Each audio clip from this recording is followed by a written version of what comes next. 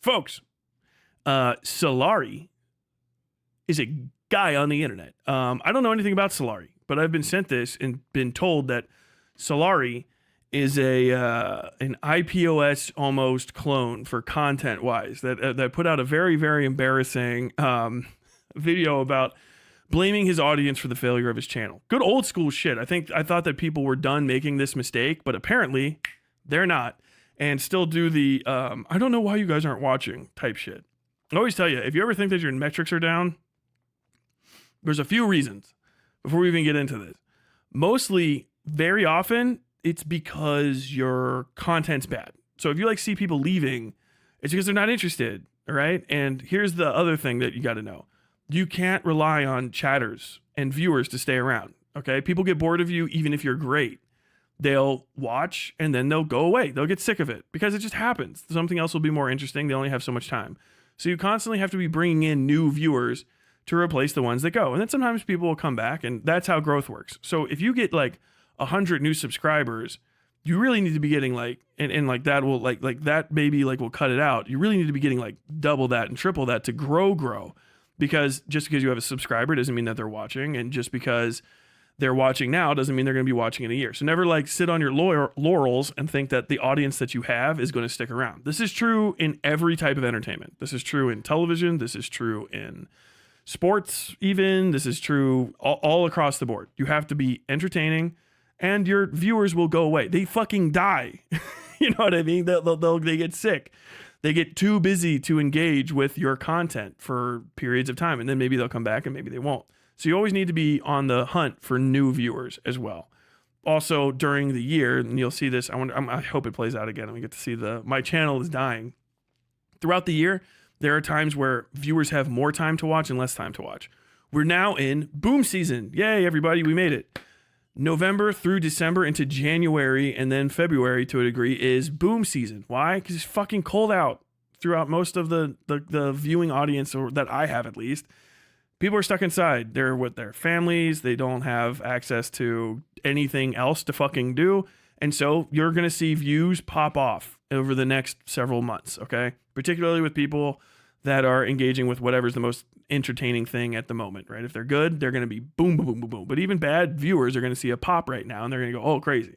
The important thing to think about that is that doesn't last. So if I start getting to 750 concurrents by December, just got to understand that when I drop back down to something that's more reasonably my size, maybe if I get up to 400 or something, it would be based. If I really work my ass off, or 350, that's not an indicator that the channel's failing. People are just, after February and March starts happening, they're going to start going back outside. And then once March gets into April, you have spring break. Then you'll see gigantic spring break jumps, not because everybody's going to fucking Cabo, but because people are going outside really for the first time in a while. Kids are off school. People aren't watching YouTube videos between, sections of class in college. They're not watching it. They're out with their family, trying to go for walks and stuff. So you just see a drop there, another little boost. And then when summer starts, you see a big fall off for everybody because it's fucking summer. Who the fuck's watching videos on YouTube all summer? Shout out to people who did. But you know what I mean? You're going to see a serious drop. And then once October and stuff goes, it'll come back up. These are standard, well-known demographic shifts. That it's the weather of entertainment that just exists for all different industries and entertainment. It's just the case.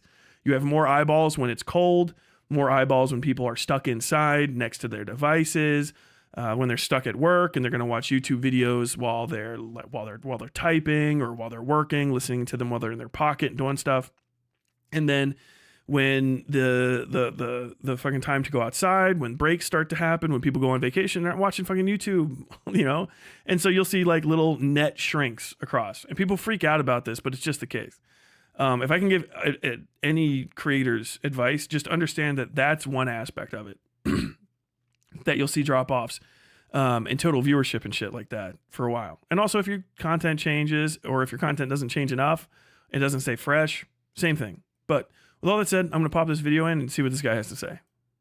Guess who's having to use a cold pack for a bit because I had a bit of an accident with the camera equipment. That'd be me. My poor fingy. Is this... You know what I like? Learning stuff.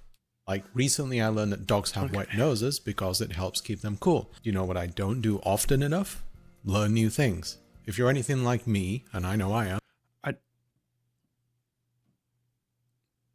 How old is this man that didn't know that the dogs... What? I'm not just going to stop just to raw roast him.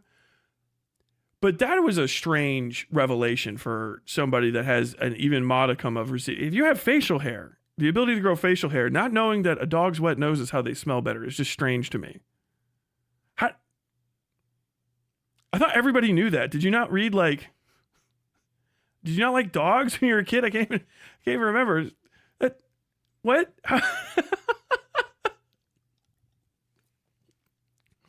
That's almost like saying like I don't know. Like I found out that the light switch works because there's wires in the wall that send electricity to the light. Like wait, how?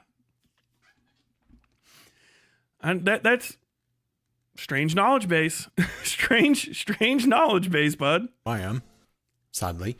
Then you might have a hard time learning things on your own. I used to draw a lot when I was younger, and after wanting to get back into it recently, I looked up some tutorials online, but turns out the internet isn't a very well organized place, and if there's one thing that I need when learning something, it's structure. Thankfully, there's something to help with that. Skillshare, who's sponsoring this video. Skillshare is the largest online learning community for creatives with thousands of classes by experts in their field, whether that's video, music, design, writing, photography, illustration, and more. Since I've wanted to get back into learning drawing, I tried out Learn to Draw, a comprehensive introduction to drawing foundations and style by Mimi Chow. Now, someone who basically taught themselves how to judging, and even though I've come pretty far, there are some Why is the way he's holding his guitar funny to me? I don't know. techniques that I need some guidance with. I don't know. Maybe he's got some good finger movement. He might be shredding right now, but this is, okay. You have to earn this guitar position. I'll tell you right now. Any guitarist will know what I'm talking about. There's two types of guitarists. Okay. Who gives a shit? People that play guitar good and bad. Everyone from your uncle who bothers everybody at family reunions to Steve Vai. Okay. Who gives a shit? And then there's usually what's going to be the greatest guitarist you'll ever see, which is going to be a monstrously, hilariously fat guy who's going to lean back like this, lay a guitar on his belly, and then shred the fucking heavens themselves open. And that one type of holding the guitar is the way that this guy's doing it, and you have to earn that. You got to start packing down some Big Macs, man. You can't be playing guitar like this. You got to earn it. You just hit a moment where somebody's going to come out, hey, everybody, this is my favorite song I learned it from my grandma back in 1982. Let me see that. Oh, yeah.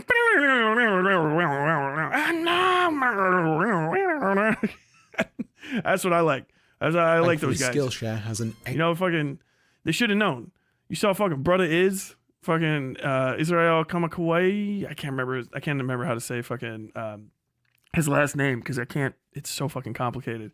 Big Hawaiian guy with a ukulele came in. You've heard him before. He's the somewhere over the rainbow. He came in. You know, he recorded that one day. Why? He went in there. He's big as shit. Sat down. Ukulele on the belly. Started playing that. They're like, okay, this is about to be fucking. God is in the room with us right now. That's this high tier shit. And then he did. Tore it up. Excellent selection of classes that I'll definitely be taking advantage of. Banjo is better. Are looking to learn something new, enhance your existing skills, or even improve your productivity, Skillshare is invaluable. And you don't have to learn on your own as well, thanks to their amazing community features where you can get genuinely useful feedback from other users and the pros. So if you'd like to learn something new or get better at something that you So is Tyler I have good news. Is Tyler a Skillshare hater? People to use my link in the description. No, it's just for the longest time, Skillshare just has like a pool of creators where like sometimes you just know it's not going to be. I've been on YouTube for a while now. The video might be a little cringe, is all I'm going to say. Skillshare is always kind of an indicator, like, all right, you're going to be listening to a certain type of creator, okay? Usually the kind that has to be like really, really like knowledge and fact heavy to justify maybe a touch of smarm. So like Skillshare pops up, I'm always like, oh fuck, you better fucking deliver, homie. As a video creator and even longer as a viewer, I go through phases when it comes to the kind of content I watch. Sometimes it's Jimmy Taco. Okay, I got it. Yeah. It's an easy name. Israel Kamakawikole. Kamakawikole. Kamakawikole. I apologize to the people of Hawaii. All right. Apologize to every person that's ever lived on Hawaii, except for you fucking beach stealing white bastards. It's video essays, others it's reviews and retrospectives of movies and games, and when I just want some background noise while I'm working or playing, I'll put on some podcast style content, one of my favorites being the Best of the Worst series by Red Letter Media. YouTube has a huge variety of content. It's what makes it appealing since there's seemingly something for everyone. One moment you could be watching a highly produced short film, the next you could be watching a video where a 14-year-old British kid is teaching you how to fix a problem with Windows 11. Regardless of the genre of content.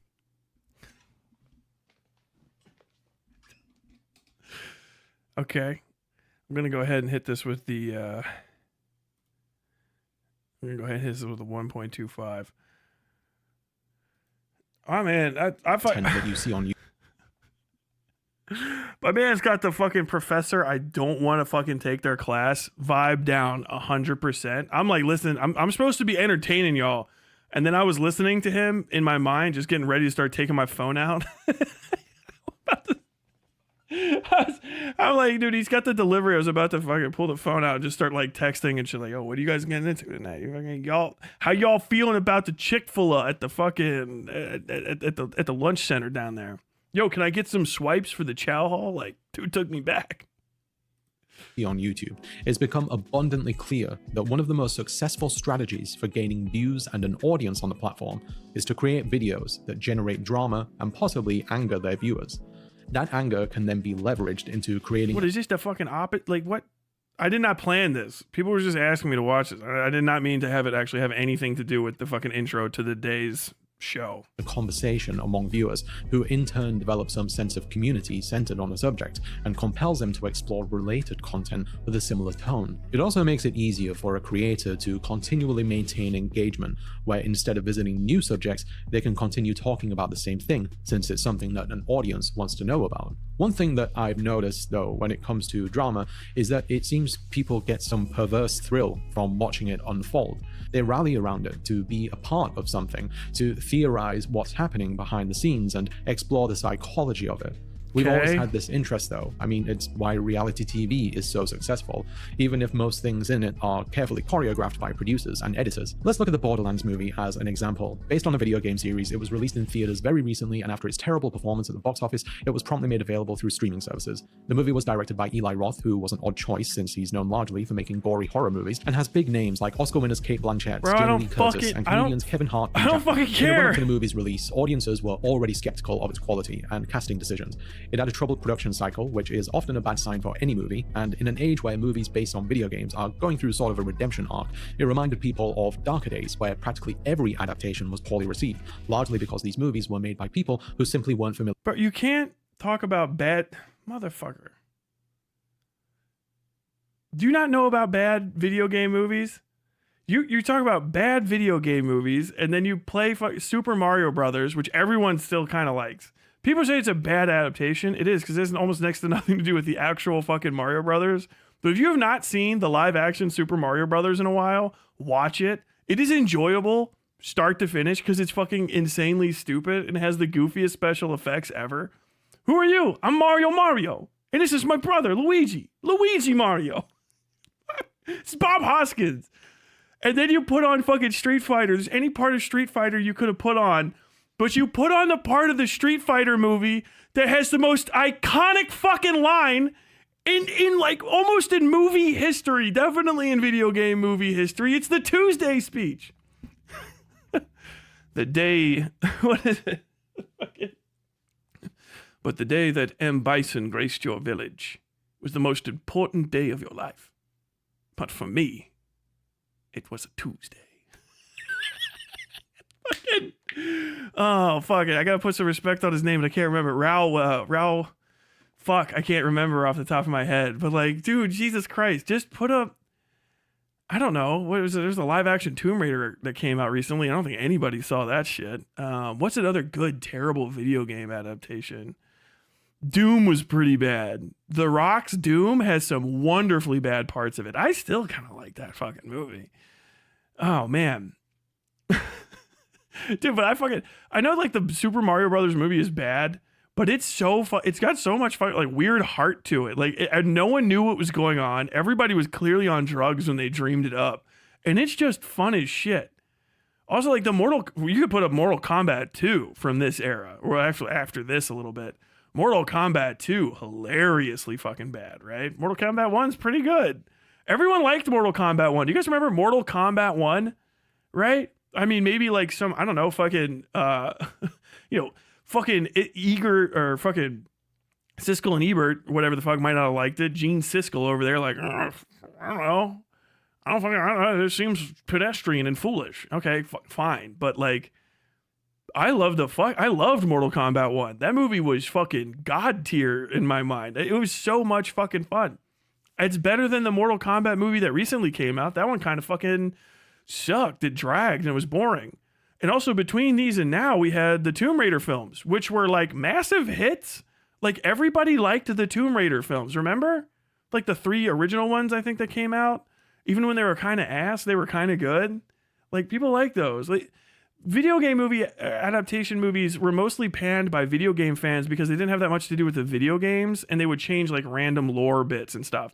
But when you kind of go back to them and look at them, they're a lot of fucking fun, especially compared to a lot of the like, we're going to be diehard correct about the fucking movie now. And it's like, who cares? But like the best video game adaptation movie apparently recently, and I haven't seen it yet, are the Sonic the Hedgehog movies that he's bringing up. But even that's like, it's like 10 years. It's like a decade now. And in that period of time, there's been bad fucking movies and good movies. It's all over the place. It's all over the place. I don't know. I just really wanted to say that. I wanted to get that out there because this is one of my favorite lines in like movie history. It's just so good. Did anybody say that? Who played Raiden? I think it was it John Carradine? It was a guy that was in all those movies. No, it wasn't John Carradine. Raiden, MK1 adaptation. Where's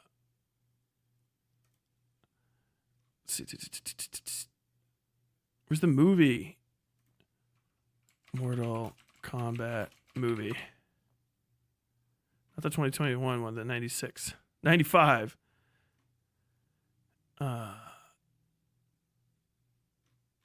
Plot cast. Yeah, Christopher Lambert, who also I guess he directed too. No.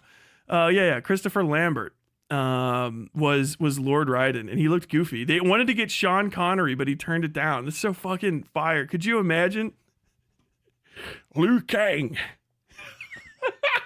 Could you fucking imagine? I'm the god of thunder. Liu Kang, you must go to the overworld, defeat Shang Tsung. Watch out, Johnny Cage. That's Goro. He's got 4 arms and he'll break your fucking head in half.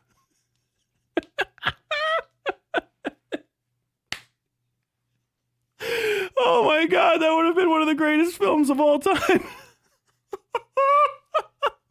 He was probably busy filming The Rock. You think you can take me out, Kano, but I know your moves. Go ahead and try it again. I'm the god of thunder. I'm getting too Scottish with Sean Connery. Oh, man. Unfamiliar with the source material. The initial negative reception was all that was needed for people to decide that this movie will and should be a failure, that the film's fate was sealed before the first trailer was released. To be fair, it did look pretty bad. Not as bad as the Minecraft trailer, though. Oof. Ooh. Hi, I'm Steve. I'm not even a fan of Minecraft, and I can tell that's not good. In the lead up to the film's release, people basically sat and waited for their expectations to be fulfilled. They'd have discussions on Reddit about why it's going to fail, what they could have done to make it better, and shared memes about why the movie they haven't seen yet is bad. The reviews came out, and it was universally panned for all the reasons audiences said. Bad script, bad casting, bad direction, just bad. It's a bad movie. Shortly after the movie release, there came a Are you guys talking about fucking Doom? I see it. Punity 320. Oso. When they went FPS at view, I hollered in joy. The Doom movie. God, I was trying to talk shit about it. It's not perfect, but it's so good. I know exactly what you're talking about. If you guys have never seen the Doom movie from like 2000 and like maybe 5 or 6, I don't know. It was 2000s as fuck. It stars The Rock. I'm 99% sure, right? It's The Rock, isn't it? Hold on, fuck it. This guy's video is too boring. I'm so sorry, man. I'm sorry, Salary. We'll get to it. Doom movie. 2005. Yeah, so the year I graduated from college. It's The Rock. Rock plays the Doom guy. Man, it's pre-steroids, The Rock, too. So look at this goofy. Like, remember when his head was like a normal shaped fucking head? God. Tremendous. Is that Don Cheadle? Who the fuck is it? That looks like Don Cheadle's head behind him. No, it's not. It's Razak Adoti. Razak Adoti. Yeah, Carl Urban's in this. Motherfucker. Rosamund Pike. Richard Brand. That's actually a pretty solid cast. Nice. But yeah, dude, that movie's fucking so goofy. It's kind of like almost like Alien, right? If Alien was like Doom monsters sort of deal. And like there's a point toward the end where it switches into first person and he fucking does Doom shit and goes through the entire ship. It's not great. Okay, don't go back and like you're gonna see cinematic like masterpiece, but it kind of fucking cracked. Deluge of YouTube videos from creators talking about how they can confirm it is indeed a bad movie. And although these creators probably don't call themselves professional critics, saying the Doom movie is good for FPS bit is like saying Phantom Menace is good because of Darth Maul. What, you mean it's true? A fact? The longer I pass time between me and Phantom Menace, which I'll never watch again, more than likely, because I don't have 10 hours to waste, the more I forget about the endless politicking and scenes in the Senate and fucking bullshit and haggling and doing economics. And the more I just think of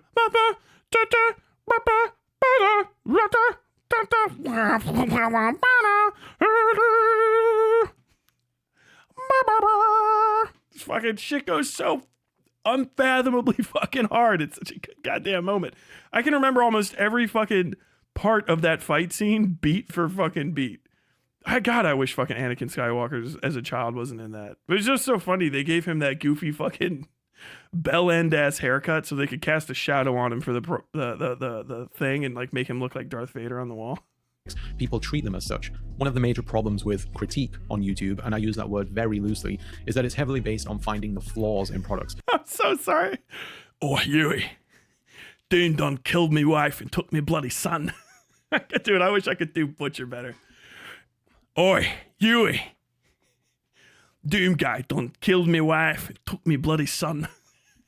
I can't do it. I can't do whether that's bloody movies, I games, can't do or it. whatever, really. Audiences seem to have a desire to hear what's bad about something before anything else, and even if something is considered good, people often go out of their way to maintain focus on negatives. Another example being the game Concord, released recently and shut down within 11 days of its launch. It was a pretty solid game, not perfect, but because it was a multiplayer-only game that released for $40 in an overcrowded genre, it ended up being one of the worst failures in gaming history. It had only a peak player count of under 700 players after launch, which, for a game that relies on having other people to play with, is abysmal. It was also an expensive game to produce as well, with estimates being anywhere from about 100 million to 150 million, so not chump change. Once again, though, people expected this game to fail from the get-go, and as the idea grew among... But nothing is as good. Do you guys remember? I can't remember the name of the game is, but it was actually the literal like after Doom. You know, you guys know who John Carmack is, right? I'm pretty sure. Let me just do it from id Software. John Carmack. Talk about video games. This is like, nobody ever fucking talks about video games anymore. What the fuck was that game? Was it Deathstroke? Let's see. Yeah. What was that? 3D Doom. Okay, let's just go to id. Entertainment. We gotta go to this. Hold on. What the fuck? All right, I gotta bring this up because I want to tell you about the worst video game launch of all time. Id Entertainment.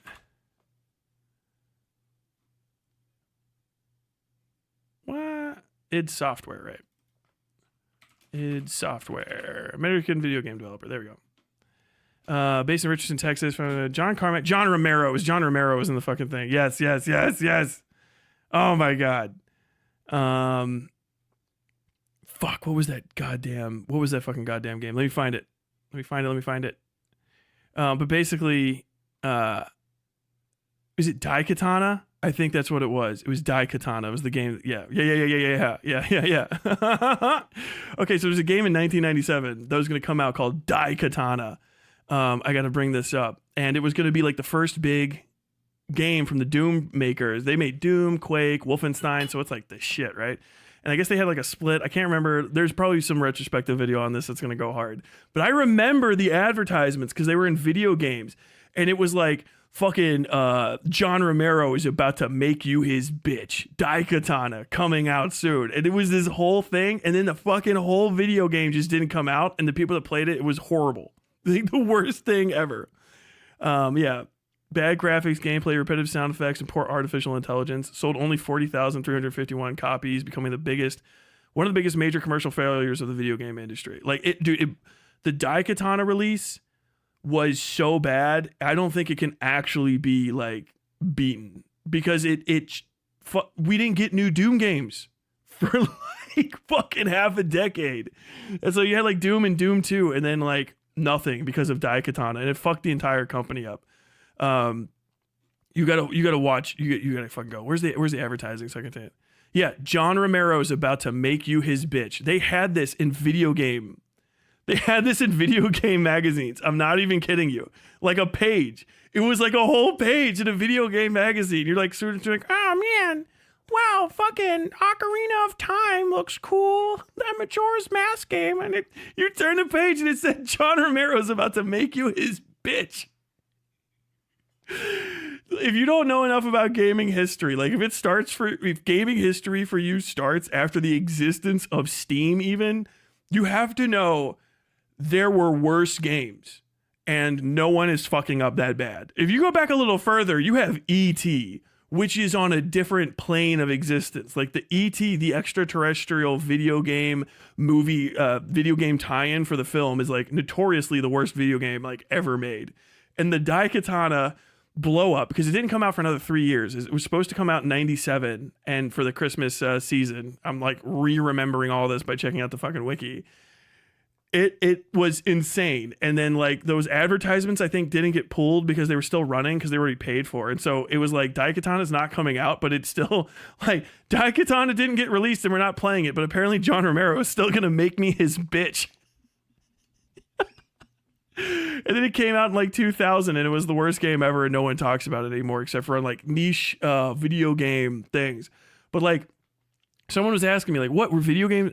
Because that goes back to like, I was like 97. There were video games that were like unfathomably bad compared to now. That came from the me talking about Funger, where people are like, no, like you're talking about 1997 was specifically it. That's where like Final Fantasy VII came out and stuff. And like video games were not, that's like the golden age of games in like their mind. Like, no, it was horrible. They released the worst game. You have no idea. That era was so bad.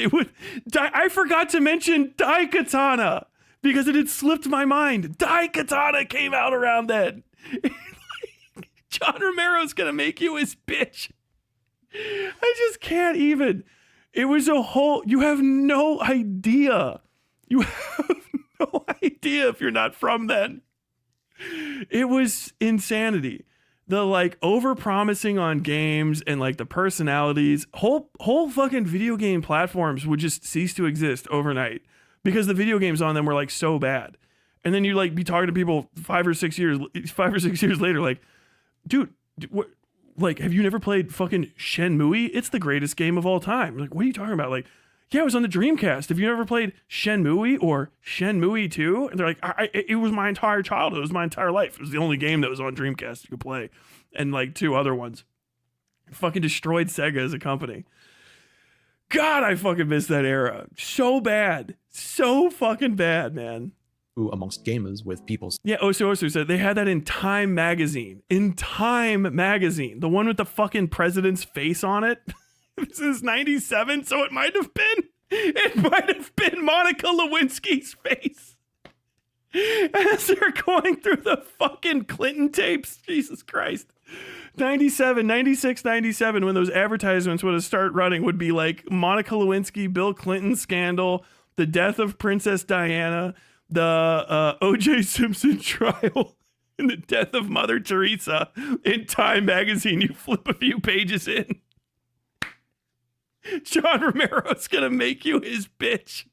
Daikatana coming to a system near you. people saying that it was doomed, people were less inclined to go anywhere near it. This attitude isn't the sole reason Concord failed, but I imagine it contributed to it heavily. And as I was making this video, new information came out that suggested that the game might have actually cost upwards of $400 million to produce.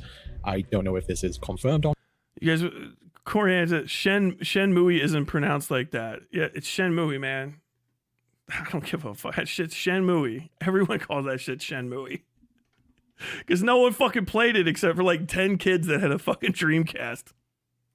or not, but at the same time, yikes. There was also a segment of gamers who believed that it was a get woke, go broke scenario simply because the game contained pronouns for characters. Sorry, I mean... Fucking pronouns! Imagine being this angry over No, I gotta say, I gotta interrupt this guy again. I'm like, okay, I looked at Concord and I will say that they definitely hammered in on the Tumblr grade fucking our entire cast is a bunch of, and I'm not saying this is like all the way to the character design thing, but whoever was putting this shit together and at the end was really hammering home the cringiest version of woke shit in there. If you're like, oh, it was only just because of pronouns, absolutely not the fucking case in Concord.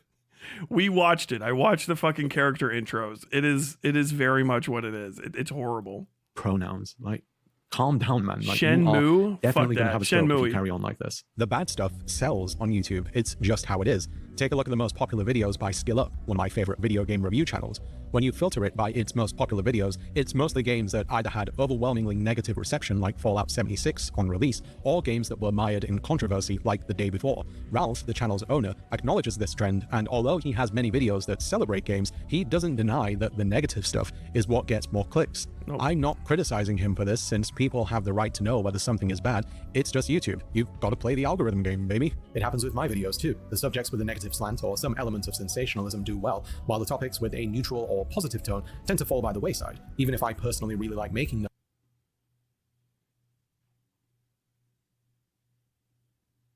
This looks like a kind of a depressing channel. Your popular videos are really sad, man. Why are the Japanese so lonely? The most depressing cartoon ever made. The beauty double standard between men and women. Talent belongs to the beautiful. Why are right-wing men so sad? Influencers are making you unhappy. Female objectification in Persona 5. Facebook's radical boomers. Okay, radicalizes boomers. There you go. Sigma males are lying to themselves. How the right-wing media weaponizes women. Queer Eye, healing through consumerism. Parks and Recreation was a mistake. I don't know, man. I think your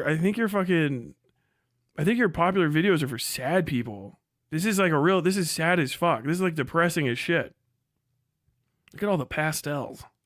Making them and believe that they're genuinely interesting. I'm not judging you for it, since I get the appeal. I'm human, after all, but I'd be lying if I said that I wasn't disappointed about more people not giving them a chance. I even have to change the phrasing of some of the titles of some videos just to give them that sensational appeal, and I really don't like doing that. I'd rather be honest. YouTube in particular has an ecosystem of media criticism that only focuses on the negatives of products, and some creators even go out of their way to manufacture flaws that don't truly harm a product as a whole. One of the most famous examples is CinemaSins, a channel that's so successful, even the auto-correcting Google Docs recognized that the name of the channel has no space in it. The channel started out innocently enough by spotting plot holes in movies, along with things like continuity errors, but as time went by and YouTube began to favor longer videos with consistent engagement, their videos started to become a petty, smug, and often mean-spirited breakdown of I still don't get this. I don't get. I watched CinemaSins. I just thought it was just not that great anymore, because I also used to watch the other thing. What was it? With the one guy that did the epic voices guy and like the fucking dorky dude in like the early 2010s. I can't even remember. They ended up doing the Honest Trailers. That whole crew of people, right? That shit was okay. And like CinemaSins was a side of that. I thought CinemaSins was just like, it was just like all the other trash content from the era. You know what I mean? It's no different than like BuzzFeed's 10 things you missed about Starship Troopers. It's just all the same trash content. I know a lot of people hate CinemaSins, but I just don't get it. It's definitely I can ignore it like slop content. I don't know who's watching CinemaSins and then like learning how to do movie criticism and doing it worse than a lot of lefties that I see do it anyway, or like than the people that complain about CinemaSins. You have to prove to me that CinemaSins is somehow worse than anything else. And no one's ever done it. They're like, it's just bad criticism. I don't think it's supposed to be good. I don't know why you turned on CinemaSins and you thought you were going to like learn film criticism. I don't get it. It's just mid, right? Watch Kyle Calgren, brows held high. A man who would probably fucking hate everything about me. Kyle Calgren, I refuse to allow you to exist unappreciated, okay? I watched a series of my favorite movies thanks to Kyle Calgren. Fucking The Cook, The Thief, His Wife, Her Lover. I would have never seen that without him. A series of other fucking films as well, but that one is especially notable because I picked up music from it that I still listen to this day. Kyle Calgren, brows held high. There you go. That's a good one. He's very, very good at movie criticism. One of my favorites. Little too theater kid. Little too self-involved. I haven't watched Kyle Calgren in a while, but like his original shit on Channel Awesome was tremendous. Of each movie's supposed flaws, pointing out either extremely minor errors or things that aren't even errors at all. The creators of the channel have claimed that their videos are all in good fun and not meant to be taken seriously, but whether that's their intent or not doesn't matter because people do take it seriously. It's not uncommon to see commenters saying how they were going to watch a movie before they saw the video, but now they won't because of it, or people who actively seek the negatives in things, looking for some form of affirmation from a notable person who agrees with them. For all these commenters know, they might actually love a movie that CinemaSins tears down, but they'll never know because some guy on the internet who frequently complains. He said it! He said it! Fan, secret fan. Solari's a secret fan. I think that's a bullshit argument. I don't care. This is a mistake I was making. Unironically, I was making the same mistake. People have called me out for it, and I think it's true. I think it's true, and it's becoming more and more true now. I think the hunting for comments that agree with you in somebody else's videos is kind of lame. Okay, maybe if the comment specifically is saying something that's profound or interesting or like is highly representative of like this sort of, overarching thought that you want to address. Okay, sure, kind of, but the like, hey, I think this thing, here's a few comments that justify it. No, like if you're going to respond to the comment specifically, okay. But if you're going to use the comment to sort of justify your criticisms of the video, I think it's mid. Because you don't even know if it's true. Like, I was going to watch this video and then I watched this and I didn't. Like, do you really know that? Or is that just a sentiment that you're kind of latching onto to prove your point? Actors aren't doing lap dances in a movie, convince them that it's not worth their time. Negativity, drama, and anger are all forms of entertainment though, and many people may not even realize that they actively seek it out. Content that has a negative tone often has Are you saying that drama's part of entertainment? Like comedy and drama? Like what if we used like something to represent the concept of entertainment and theater? And the two major forces that drove people were like, I don't know, a mask that was smiling and a mask that was frowning. There's a sense of importance and truth to it. It's seen as something that's almost salacious, and that by knowing it, then you'll be part of a vital conversation, even if that conversation can ultimately just be people complaining about things that don't really matter. This isn't a recent thing though, and it exists outside of the internet as well. Fox News, the most watched channel on American cable television, is practically a 24-hour daily broadcast of everything wrong with the world and the people in it, even if much of it is completely made up or overblown. They know what they're doing and who their audience is though. It's people aged 60 and above who aren't exactly what you'd call worldly, who constantly reminisce on how things used to be better when they were younger, and that all the things done to progress society have ultimately been too drastic and frayed our moral ways, and any group tend to lose touch. Travel is a great way Americans actually. I don't think this is too surprising though. The more education a person has, the more likely they are to want to travel, and more young people have college level education compared to the elderly. This is just me. Okay, now I do have to. I'm upset because I'm gonna have to rewind and probably address this, but I don't care. Why are we talking about? I know what Fox News is. What are you talking about? I don't give a fuck. I don't care. I've been hearing people complain about fucking Fox News since Jon Stewart was doing it better than you and talking to the guy that was running it at the time. Attempting to gain equality wants to make straight whites a victim. As we all know, a lot of people tend to lose touch with the world around them as they get older. Not everyone, but a lot of them. Americans especially. Travel is a great way to... Fuck, I hate Europeans. This is gonna... Okay. You guys got me. You guys got me. I hate fucking Europeans. Jesus Christ. Here we go. way to broaden your horizons and learn about different cultures, but a lot of Americans don't do that. Only 43% of Americans actually have passports, and more younger people on average want. Why do you think Americans don't have passports? There's two places that are attached to America, Canada and Mexico. And both of those countries are full of people that come here. I can travel further without a passport in America than any European can go in any direction without a passport. I can. I can travel the length of Europe twice in America and never touch the same border between states and never need a fucking passport. Americans don't have passports because Americans generally don't need them. We have all of the places you guys could fucking possibly go vacation-wise here. And all the places to go in Europe fucking suck because they're full of people like you, Europeans, cultureless morons who are hyper-obsessed with 500 years ago when their country used to be relevant. I don't give a fuck about the Louvre. I can visit the Louvre on my phone by going to louvreonmyphone.com, where you can Louvre all over your phone. I can see all the pictures that are in there. I have a very, very strong understanding of like the Raft of the Medusa, one of my favorite fucking paintings. I'm pretty sure it's still hanging at the Louvre if it's not up in fucking Berlin again. I've seen the works of the greats, okay? I don't need to go and stand in line with a bunch of foul-smelling, undeodorized Europeans in order to stare at the fucking Mona Lisa before some dipshit sprints up to it, glues their fucking hands to the wall, and then starts throwing around Chef Boyardee. That you're completely missing the point. Do Americans with more education travel more? Yeah. You know why? Because having more education means you probably have enough money to fucking leave. You probably are from a more wealthy side chunk of the country that can justify going across the ocean or for some reason to Canada or Mexico, maybe for like spring break. You know what I mean? You don't even have to go to Mexico. You can go to Hawaii, which is a great fucking destination resort. It's the prettiest place in America, so I've been told. And it's America, even though it's out in the middle of the Pacific Ocean. If you want to go to the beach, you can go to Myrtle Beach. You can go to OBX. Go to the entire fucking eastern seaboard. If you're not close to the eastern seaboard, you can go to the entire western seaboard and go to the fucking beach.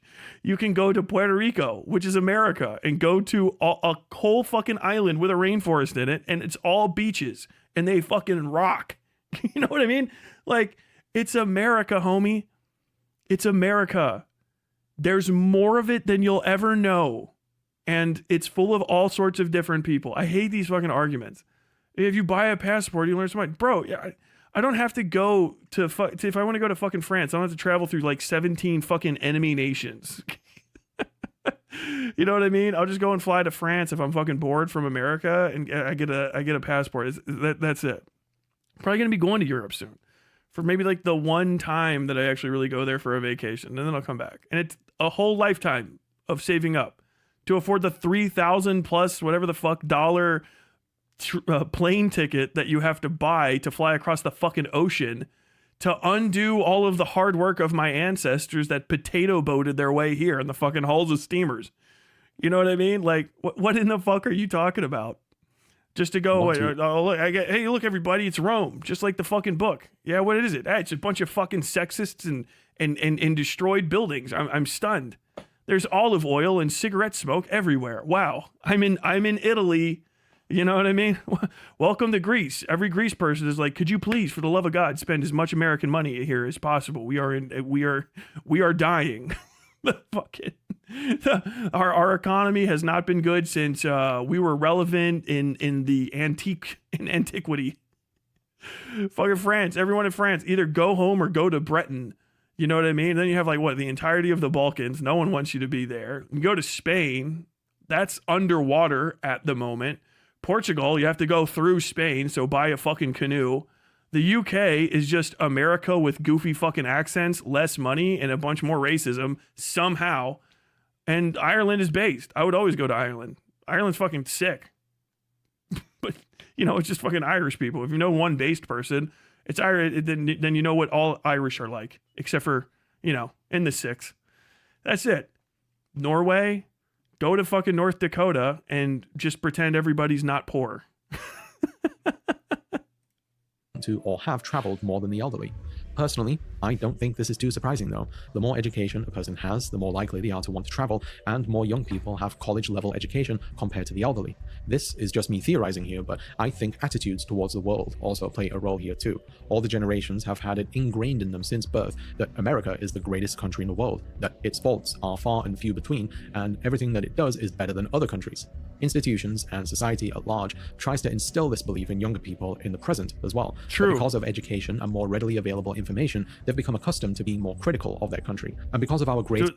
Us leaving the Middle East and then me watching all of the other countries that are like our so-called peers on the national stage has done nothing but reinforce the fact that we're the greatest country on earth.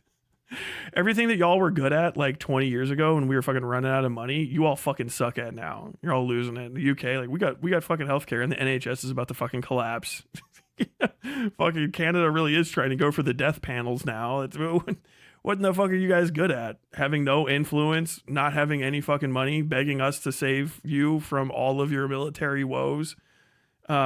Literally creepy crawling on your hands and knees to beg us for money and military assistance to keep Russia from coming and starting your shit box. Like, yeah, you guys didn't have to pay for military shit for 100 years while you were also still just raping Africa and the rest of your fucking colonial holdings. And now that you have to pay for military shit because we're not going to give it to you all the time because we have a psycho orange fuck that doesn't want that level of leverage anymore. Half of your fucking economies are at risk of completely collapsing, literally shattering under the weight of having to fight your own fights, you prick fucks. God damn it. Greater connectivity with other countries, it's easier to get an insight into how governments outside of America operate. It's made them come to realize Ireland, how see things plenty like for higher reasons to education leave. loans and private healthcare are completely broken systems. All the while they're hearing excuses from America's defenders about how it has to be this way because it's what makes them the best. People don't like having their truths challenged though, and it doesn't help when other people... Well, you don't really challenge my truth by saying like repeating what they said, but saying it like, but we all know that this is ridiculous. That's not a counter argument. That's just being a dick. You know what I mean?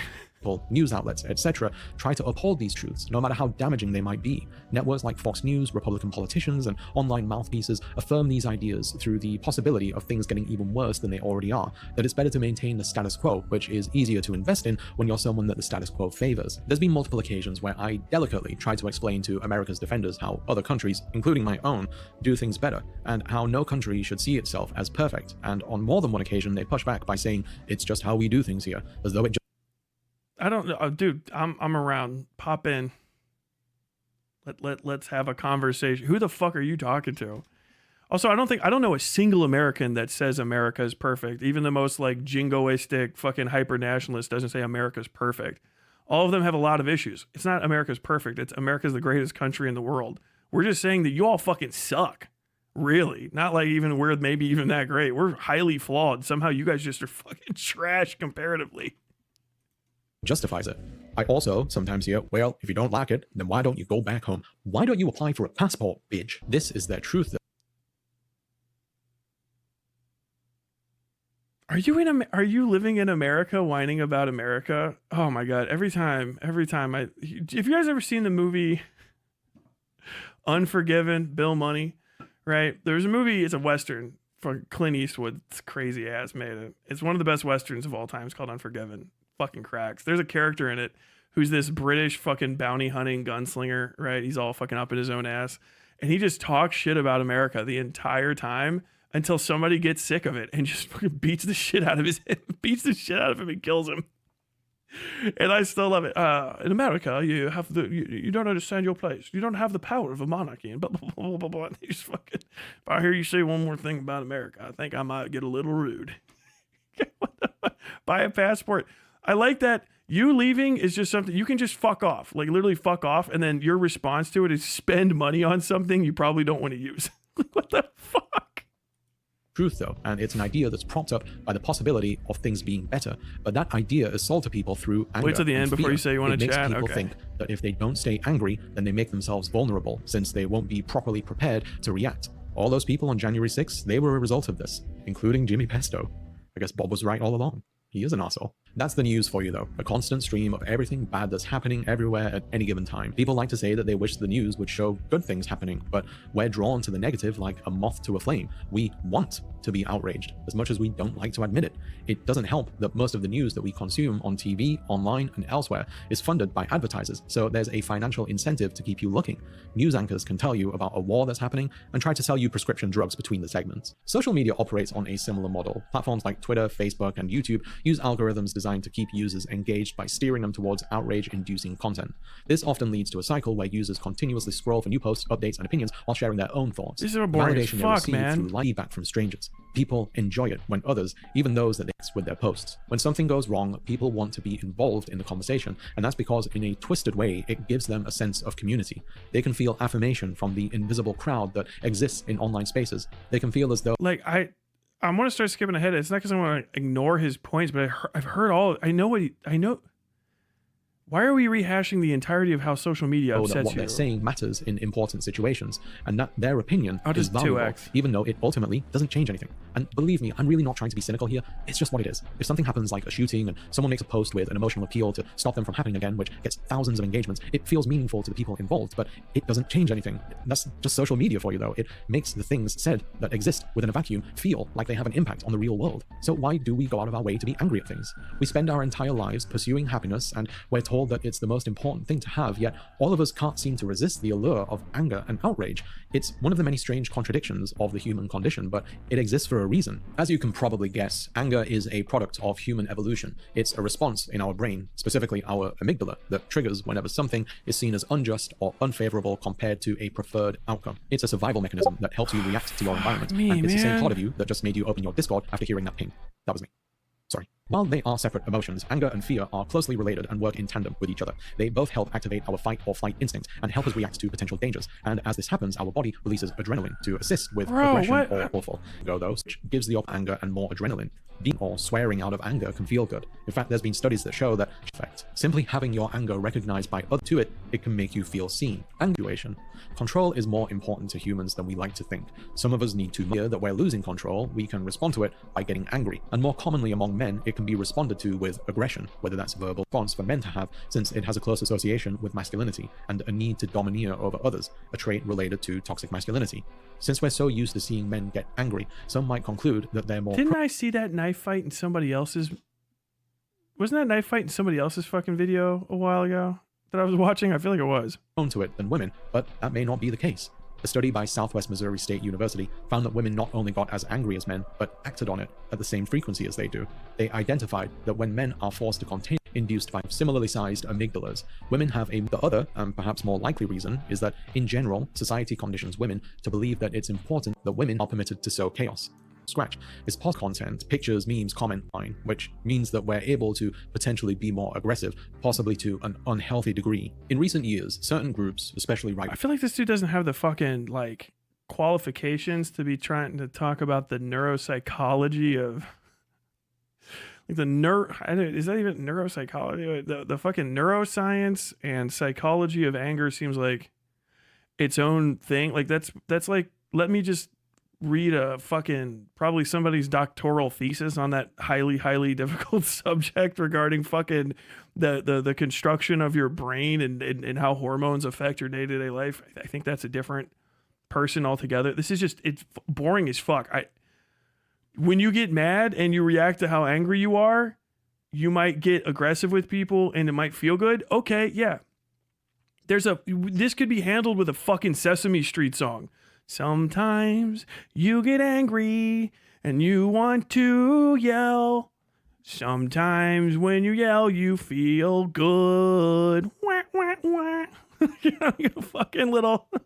But just because you can do it doesn't mean you should consider calming down with this phrase. I'm gonna breathe in 1, 2, 3. I'm gonna breathe out 1, 2, 3. Fucking okay. Thank you. 10 seconds of a Sesame Street song for arriving at the same conclusion. Like this, if you would have presented, like unironically, okay, I guess maybe it's the American in me, but if you would have presented this to me with a series of like fuzzy little Muppets doing voices and some like little Bing bang ba-dum bum bum bum bum. Bum, bum, bum, bum, bum, dun, dun, doo-doo-doo-doo-doo. You know, some fucking like fun little Calliope Calliope. I can't say it. The shit that's inside of fucking carousel music. I think I'd be a little bit more receptive, but this is dishwater dull.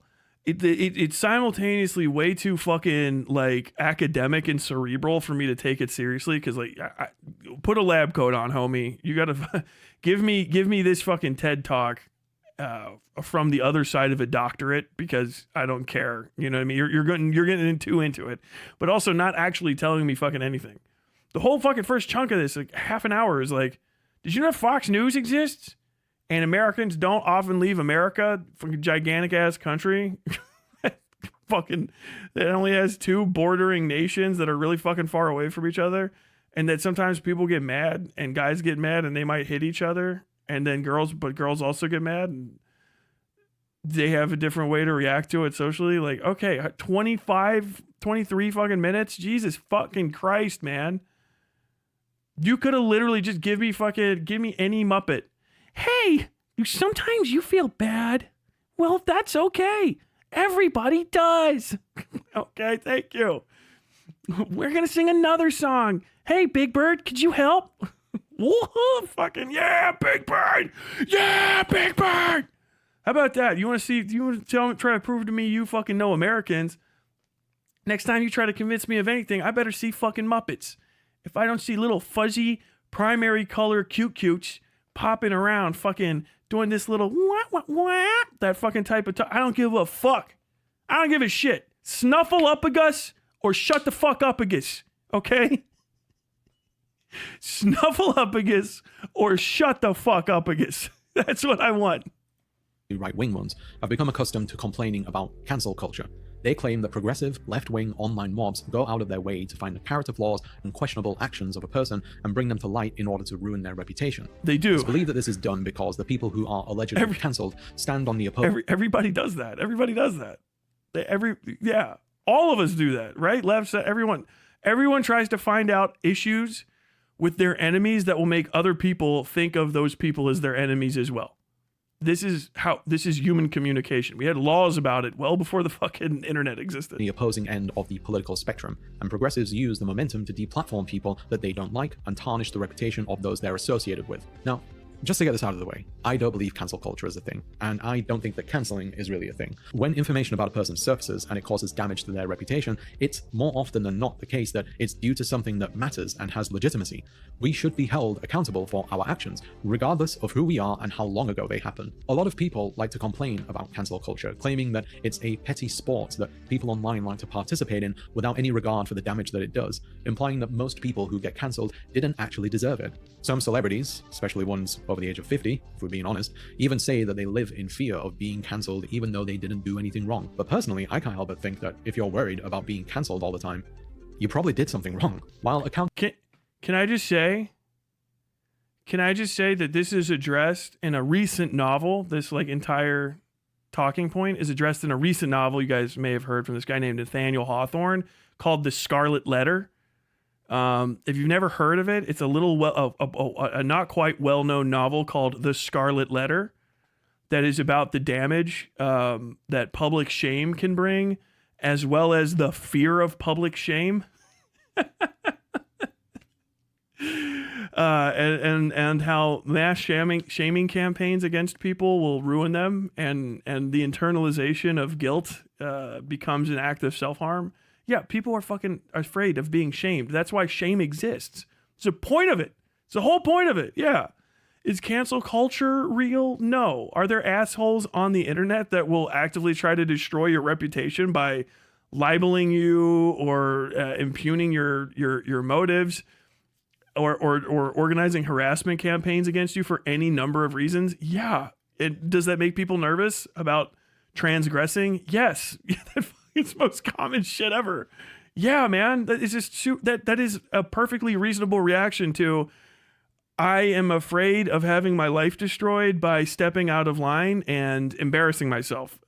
It's just a real thing that happens to Accountability people. is important. Some trends have arisen when it comes to people on the internet participating during an event where someone is being called out for their actions. It usually begins with a news article, tweet, or video that's well researched and is backed up by credible witnesses or possibly victims of the perpetrator. The story gains momentum because once again, people are drawn to controversy. It gets engagement and spreads like wildfire, with thousands, possibly millions of people chiming in with their opinions. Some voice their disgust and a handful will defend them using worn-out defenses like how what they did was a long time ago or that their actions are being blown out of proportion, etc. Canceling someone or some entity has sort of become an event. People wake up in the morning to see that it's happening again, go out of their way to inform themselves, and when We have a word for this.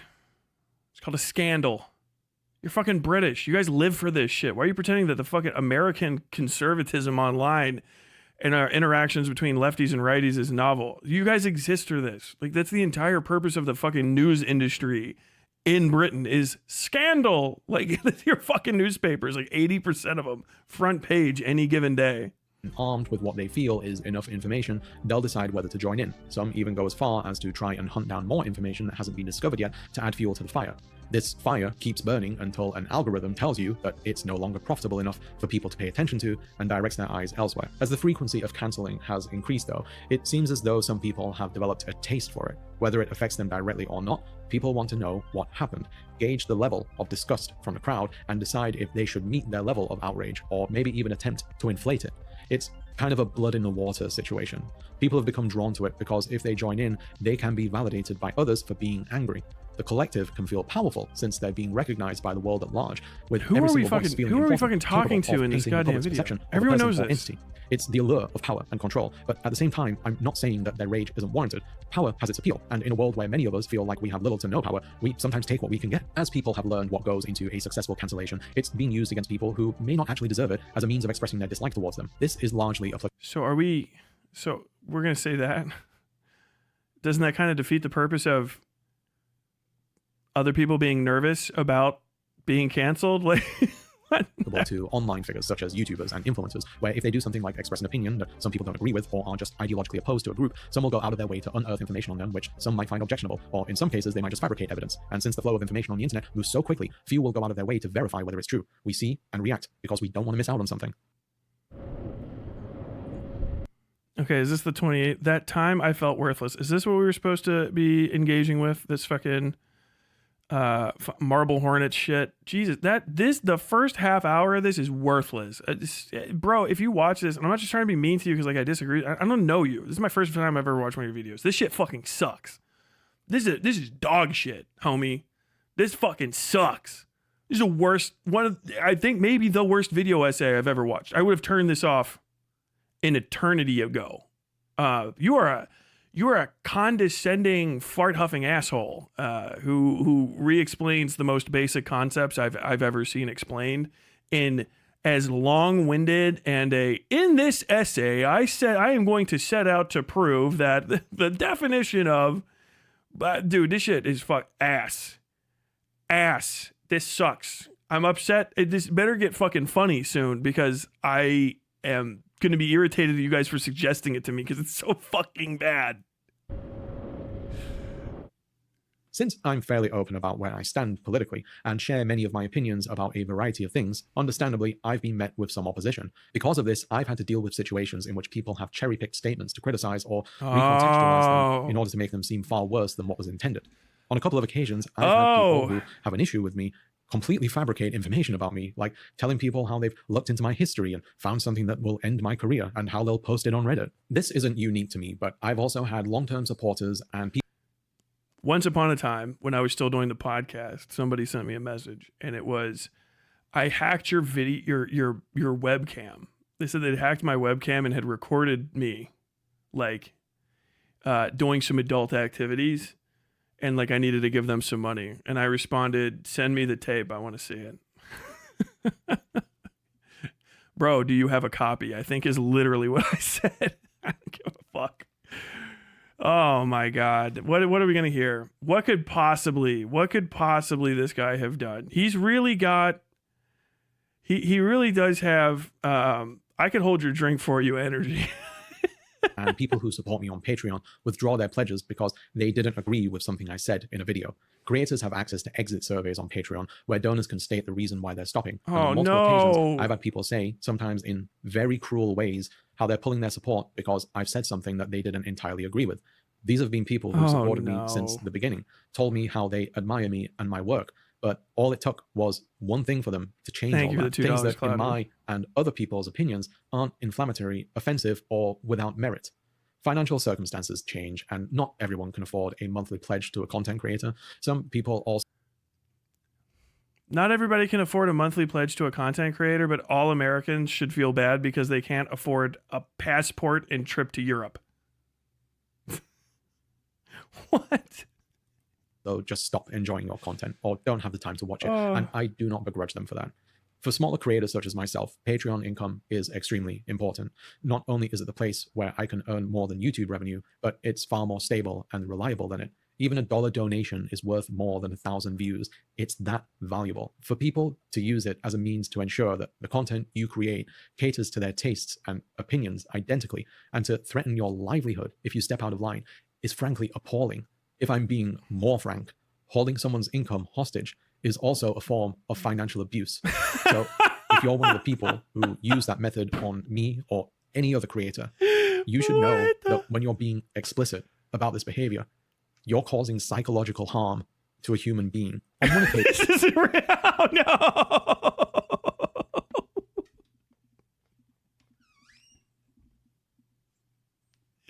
No, this isn't real.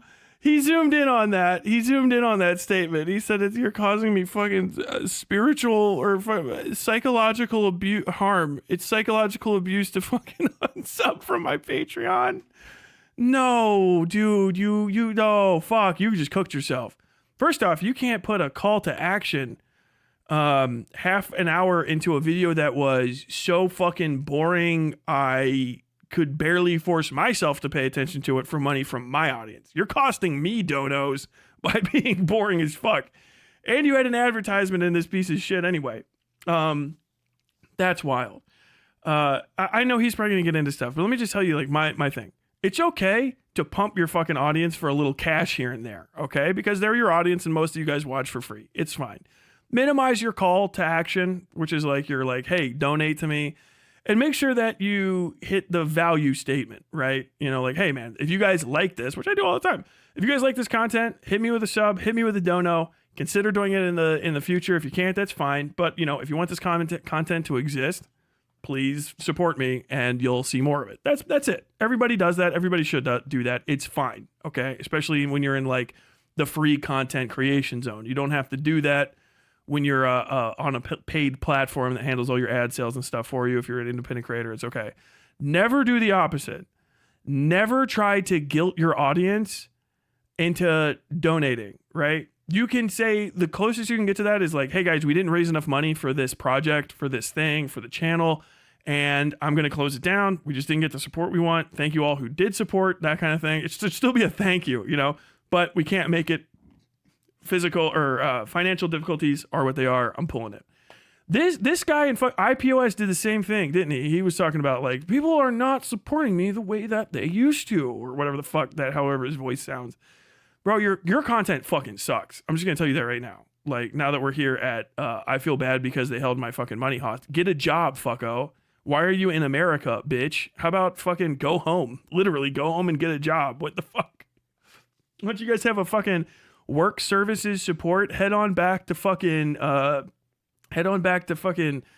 Crooked Tooth Harbor or wherever the fuck you on the Thames and go get a job at ye old fucking Burger King, homie. Like, you don't get, if you can't fucking hack entertainment, you don't get to do it. You don't get to do it, right? You don't get to be a beggar and entertaining. Like, you can't do it like that. Everyone's gonna fucking hate you, and you're gonna fuck it up for everyone else too. Because if we let people like you fucking spread and multiply, then all of us are gonna look like fucking assholes that are e-begging for money. It was hard enough to get the fucking like cultural support for donations and Patreon support and like subscription support. Now a fucking asshole like you is gonna come out here and fucking say it's financial harm. No, man, or psychological harm to fucking drop and say like, I don't like your content. Bro, that's feedback.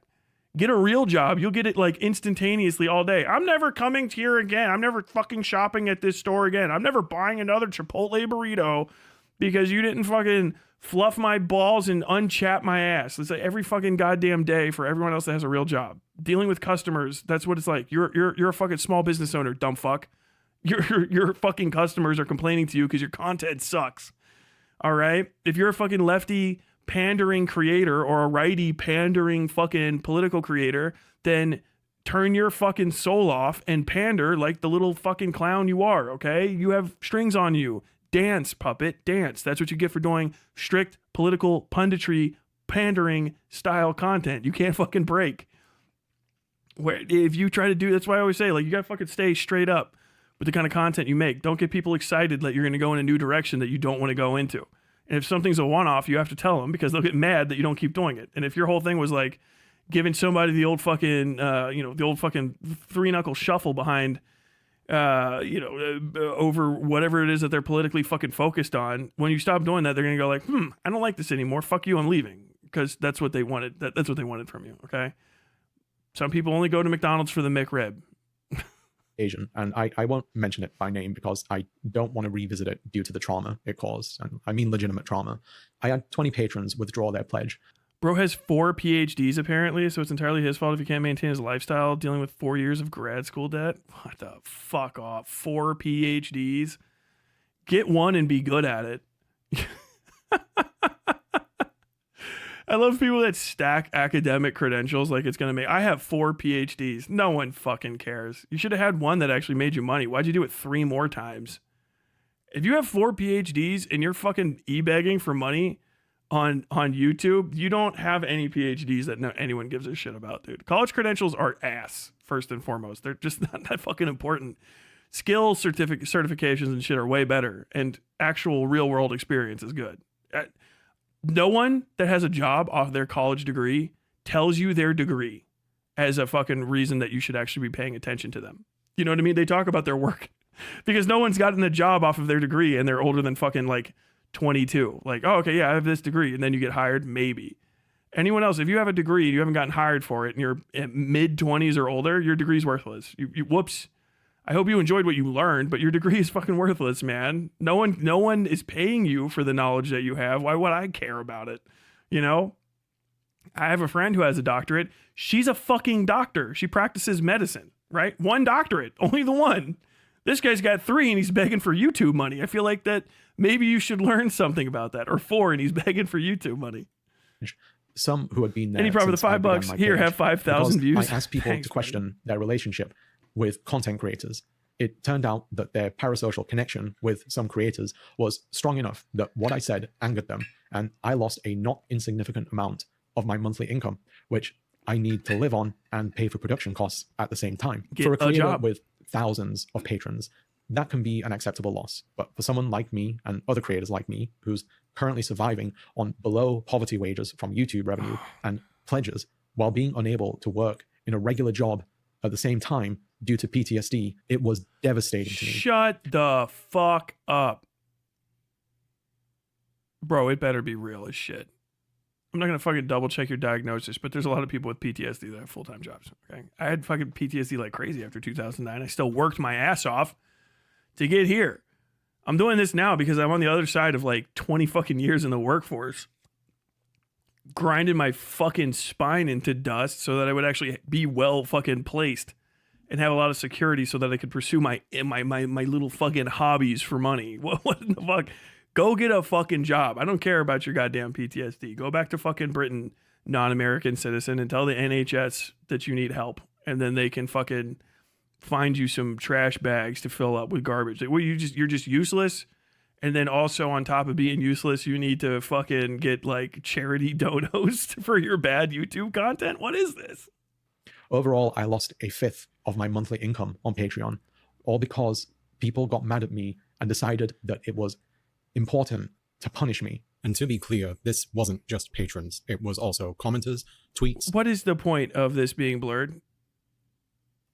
DMs, Discord messages, etc. It was from everywhere. I you don't probably know fucking if suck. any of these patrons or commenters still watch my content or maybe even hate watch it, but if you do, and I hope you know who you are, I've wanted to say this for a while now. I'm not angry at you, and I try my best to understand where you were coming from. I really feel like did. you're pissed. However, what you did and what some of you said has left some psychological scars on me that will probably never go away. You also hurt my wife, a bystander who didn't understand why people were so angry because she wasn't involved in this sphere. Okay, it would have never have been this bad, and I can't believe this is the video that came from this same day, but let me just say right now, thank fucking God I got talked down off the ledge from what the fuck I was gonna put out. Oh my God, if I fucking had a video out here like this, I would kill myself. Like, oh my God, I wouldn't be able to survive this. I'll tell you what, man, you might be psychologically more fucking adept to existence in this world than you think, because this would fucking kill me. Like, I might, like, this is lemon juice in my fucking brain level cringe. What the fuck? Why are you married? What? Did you drag your wife to America to try to go to TwitchCon? on Patreon income? What in the fuck? Bro, did you fuck your entire life up? Not a lot of Americans have a passport, and they're very, very stupid and cruel and mean. Give me money. Sphere. That morning, I woke up to find her crying as she read your hurtful comments. Something I'll never forget and something I'll always regret. Wife's because not I felt based like either. I brought it upon her. Because of your anger, you made me feel like I was worthless. I felt bad because I couldn't be what you wanted me to be 100% of the time. And ever since then, I've truly never felt confident in my work because I fear that my career could fall apart because people like you are able to exert your power over creators in such cruel ways. I also know that there's a chance that you may feel just in your actions, regardless of what I say, and I'm not going to shame you for that, but I will ask you to contemplate why you feel just and consider why that might be problematic. I wish you the best in life, but you should know that your actions and words caused serious harm that contributed to the deterioration of my mental health and led me to revisiting the lowest point for the second time in my life. A low that was so potent, Oh my God. I didn't want to exist anymore. Dude, just for some fucking bat. Dude, I've gotten some. Stay out of your own comment section on this one. You might fucking check out because there's no way everyone's being nice under this fucking video. Holy shit, homie. You can't hack it. You gotta quit. I'm just gonna tell you right now. I'm gonna skip to the end. You gotta quit because you are bad at content. You're bad at content creation. This shit sucks. This shit just sucks off rip. I'm not like I didn't pre-watch. This is my literal first Solari video. It's probably gonna be a lot of people's first one, and it's gonna be a lot of people's last ones, and they're all gonna leave laughing at you. I get, yeah, honestly, this is something I say to people sometimes, like, you need to learn to hate yourself here and there to fix yourself, right? You got to assume sometimes that you're the bad guy, that you're fucking up, that you're a loser, that you're a moron, that you're an idiot, that you're being cringe. You got to learn to fucking hate yourself a bit, at least a little bit. You kind of got there and then you blamed it on everyone else. Bro, you should hate your content. You should feel like a bad creator. You should feel worthless because your shit sucks. And now you're begging for money with no presentation of like what somebody would get for it, like quality content or whatever. Like, yeah, take that and fucking grow from it. Like, yeah, man. Like, if I ever got into a situation where I got roasted so hard on Patreon that I wanted to kill myself, I would take into account the possibility that maybe I was in a position that maybe I deserved to have that said to me, and like, why would people be doing that? Like, you have no self-introspection. That's why you're a bad creator. If you can't figure that shit out, you're never going to improve, man. Yeah, your content sucks. I hope you don't base your self-esteem off of this shit because it's fuck ass. It's boring. You're a self-righteous fart-huffing cunt, dude. You're a fucking prick. And then to on top of that, I think that you deserve money, deserve money for it is nuts. It's a free upload platform. You know that. If you want to get fucking paid for every second that you upload, put it behind a paywall and see how it fucking does. You know what I'm saying? Like, that's the trade-off, okay? You have to give free shit to people, and then you can't demand that they pay you on top of it. You can ask, hey, if you want some more, you guys know what you know what the skinny is, hit me up. This is fucking nuts. I can't believe you had the fucking balls to post this. This is fucking crazy. Bringing your fucking wife being sad into it is bonkers too, man. Like, goddamn, you made my wife cry because she read the Patreon. She crying about the Patreon? She's crying about, maybe she's crying about you. I don't know. Tyler, you don't need to understand us chatters. Control your mind and can ruin your life. We are cruel mistresses. Thank you, Ash, for the $10 super chat. Hi, God, bro. Fuck me. Making me feel like I dodged a bullet. Just storm of bullets. Fuck. Anger has its costs, but it also has its uses too. That much is obvious, since it's something that's been passed down through human evolution for millennia. It's something that can help us survive, and when utilized properly, it can help us achieve some form of justice. Justice is an abstract concept though, one that I personally don't believe truly exists, since there's no solid consensus on what justice actually is. Anger is such a gut reaction that it can be difficult for us to not act upon it, and take a moment to verify the information being presented. It doesn't help that many of us look for reasons to be angry, and in some ways, I can't blame them. The world's a bit of a mess, the economy's rigged against average people, many of us will never retire, the planet's on fire, and every single day we learn about how something else is going wrong. It's an endless shit show, and it helps when we have something concrete to direct our anger towards. It helps even more when the thing that we're angry at recognizes our anger, which is why if James Corden ever replies to my hate DMs, I can finally die happy. If you find yourself getting angry often, then I encourage you to work on identifying what makes you angry and why. Be conscious of how you behave when you're angry and do your best to control it. It's hard and it requires a lot. Dude, are you trying to gaslight your fucking unsubs? Is he trying to gaslight his audience? It's like, okay, you lost your cool there. And you need to work on it because wow. What the fucking balls on this fucking guy? Holy shit. What is he like in real life? Man, what do you think picking up a fucking bill, splitting a bill at dinner with, splitting a bill at dinner is like when you're dealing with this guy? You know what I mean? Like, you did have 2 more dabs at the Parmesan at the bottom of the garlic knots. And you didn't seem to be very concerned about whether or not I wanted another dab at the Parmesan at the bottom of the garlic knots. So I don't understand why you think we should split it $5 and $5 for the $10 total. I believe that you're a $5.25 dabber.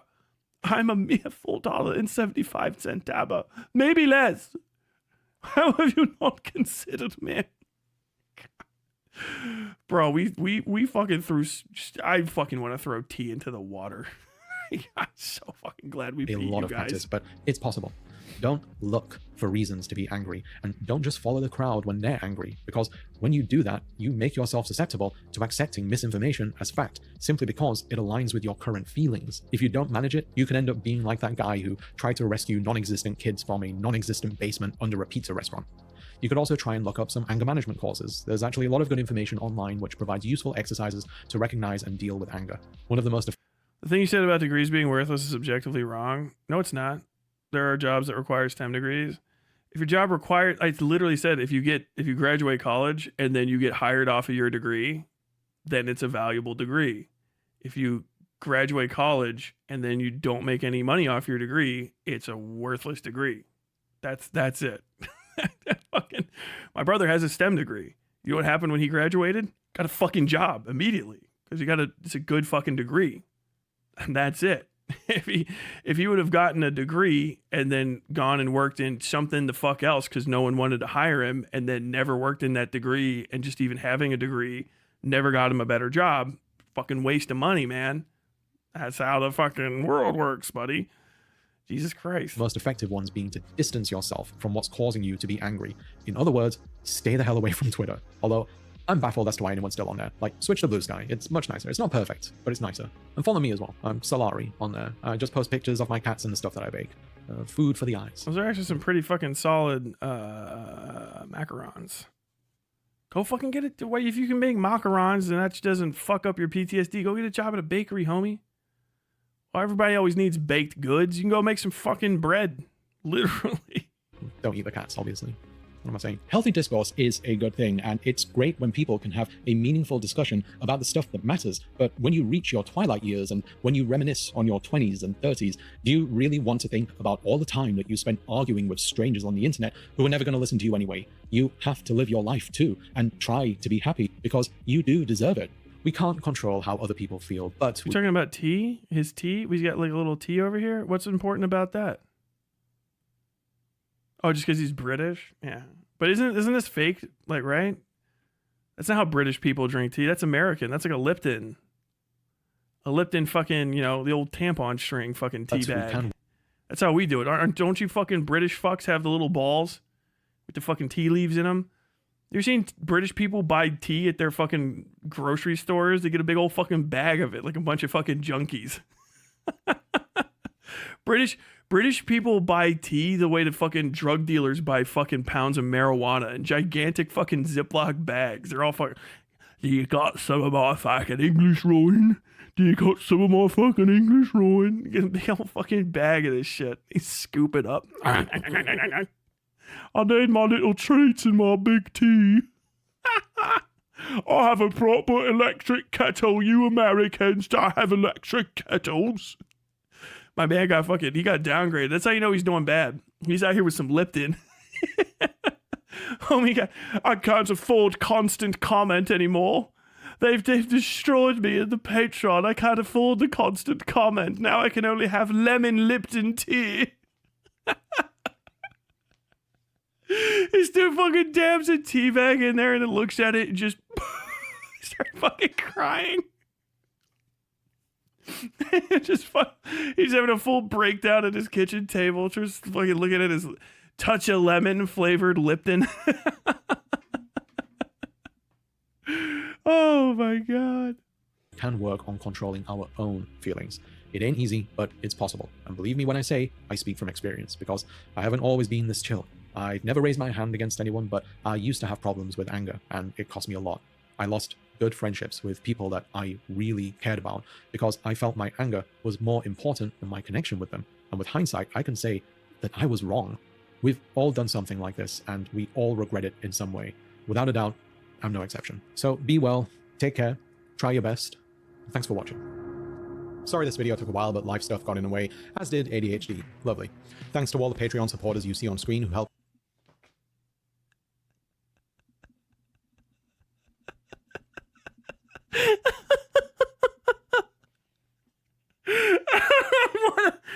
I love that. Oh, sorry, this video took a while. Life and fucking ADHD got in the way. It's your job.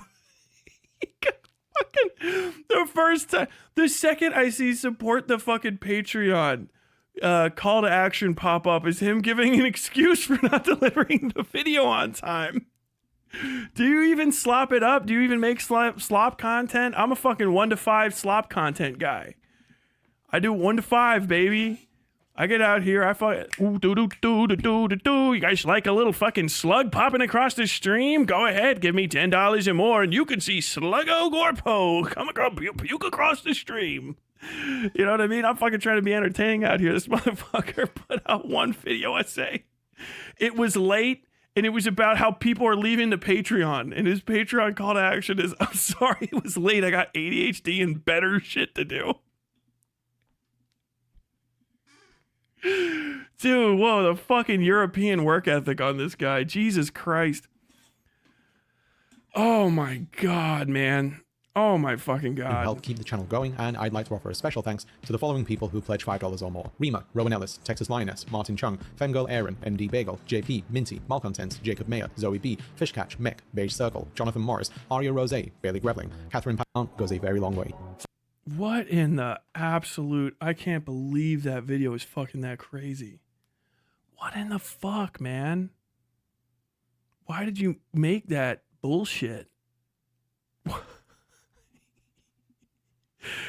I don't have too much to add. I think I said all of it. I guess I should just put in summation, like, entertainment as a job is the hardest one to have and hold on to because it just requires a lot. It requires so much to be an entertainer, right? Not like it's the hardest, like it'll fucking exhaust you and you're not like strong like a concrete worker, whatever the fuck. I'm not being Hassan here. I'm just saying literally you have to be lucky as fuck in so many different ways and also have a lot of attributes about you to get successful at entertainment. That's just a fact. It's not even like, oh, take it from me, I'm the most successful entertainer. The most successful entertainers will repeat it. You got to be fortunate enough that people want to fucking look at you or listen to you. You have to have like literally be biologically lucky that you're able to use whatever fucking medium that you can. You got to be in a good fiscal position, right? And you have to be able to fucking withstand the risks of people not being entertained by you here or there, or because it's just very, very hard. It's not an industry that is like really what do you call it? It's an industry that will fuck you over at any given turn, right? It's not very forgiving, is what I meant to say. It's not very forgiving when it comes to making mistakes, when it comes to stepping outside your line. You know, you have to be very, very lucky. Very, very lucky, and have all your fucking ducks in a row before you try to do something like this. This is why the most people that become famous entertainers are either rich or like children, because children get famous when they can rely on their parents and you know, live at home while trying to pursue entertainment. Or if you're rich, you don't have to worry about that kind of stuff. So just even being in this is luck, pure luck, all raw. And then on top of that, you have to have an insane amount of talent and drive and hard work as well. Like, yeah, is it fucking being you know, like I've had jobs. Yeah, they're physically harder, but you have to fucking dig in. You can't give people excuses. They want shit. Content now, bars, 16 of them. I don't give a fuck what you're going through or what you got to do. I need bars, 16 of them. Shout out fucking Earl Sweat. Like, that's it. That's what entertainment is, man. You have the moment. The moment is now. If you don't strike, that's why the show must go on. You can't be sick. You can't go on. You'll get fucking replaced. And you can never bite the fucking hand that feeds, dude. You know how fucking fortunate you are if you get one dono? Do you know how happy little fucking non-streamers are with six fucking concurrent Andys are when they get like a $10 dono? Hey man, I love your stream. I hope that you make it and you get a lot more viewers. Here's fucking $10. Stoked. You got to understand, when you start making that money and it gets to like $1,000 in donos or $10,000 in donos, that feeling of blessing from when you're a fucking, you know, single digit concurrent guy should stay there with you because you're still being blessed. Bro, you're fucking lucky. You aren't Taylor Swift. You haven't built enough previous fucking donos to your little hobby that you can rest on it. You know what I mean? You can't rest on your laurels. You can't fucking hang out, and you can't fucking bite the hand that feeds. You can't busk. Imagine you see you guys know what a busker is? People that play guitar and shit on the sidewalk musicians. You can't go busking and then somebody throws a fucking dollar in your goddamn guitar box and then you say anything other than thank you. You know what I mean? I get a $1 dono on here. I love it as much as a 500. Not because I don't take the 500 serious, but because any fucking dono is based. All right? Sometimes the really big ones will fucking blow my mind. Like, I can't believe people are that generous, but every fucking donation has to be read. You got to fucking be cool to your goddamn supporters.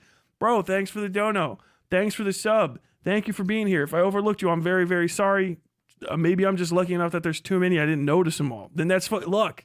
You got to be fucking cool about people supporting your fucking hobby, which is what this is. It is my hobby to fucking chitter chat like this. I would be doing it if I was driving around in a fucking truck all day. I'd be talking to myself, talking to YouTube videos, and I'm listening to in the fucking, you know what I mean, on my phone or something.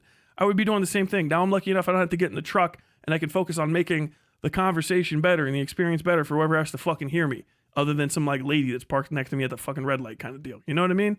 Like, you can't try to fucking guilt your audience into coming back either. That shit's boogers, bro. Boogers. I always say that since I started this. If you leave, go ahead. I'm not even mad at you. All right. If you find something else, I don't want anyone sticking around feeling like they're fucking trying to carry my goddamn career on their shoulders. I don't need whales that are like, oh fuck, man, you know, like I'm pushing myself to the end, but like, you know, no one else is donating, and I feel like no, fuck that, man. If I fail, I fail. If you want to support me, support me. Do it because you want to, because you're here, because the content's good. It keeps me honest. It keeps you healthy as a fucking dono person. Like, that's straight up. That's it. That's all you fucking need. Thank you for the $2 super chat. As a matter of fact. Thanks for the stream. Yeah. Like, who was that anyway? Thomas Redmond. Thank you. But like, you can't fucking do that. And on top of it, man, Solari, if you ever listen to this, bro, your content fucking sucks. Okay? And it's not because I'm mad at you because of the political. That shit needs to be cut down. Like, actual critique. You have to cut that all the way down. All the way down. None of that was important at all. You could have just hopped straight to the fucking guilt part, because that was the only part of the fucking video that had any sense of like self or concern whatsoever. That was very clearly the thesis. Put it at the fucking front. Hey, I'm upset that a bunch of you guys left. And da-da-da. You tried to hide your message, more than likely, because you were thinking in your head, like, I feel probably pretty stupid. Did you feel stupid when you made that? Like, this is maybe kind of grimy. So you hid it behind what you thought was like the content that they wanted. No, man, you needed to cut all that out. If your other videos are like that too, you gotta cut that shit down. Write less is the fucking advice I give to people all the time, which is the same thing as kill your darlings. Try to be efficient with your time and with the time of the people that are fucking watching you. You know what I mean? Especially if you're in a fucking edited video, it's even worse. Like here, I'm live, okay? If people get bored, they can leave and like, but they can also interact with me to be like, Tyler, wrap it up. You know, the hook and the crook is coming. We're about to drag you off stage.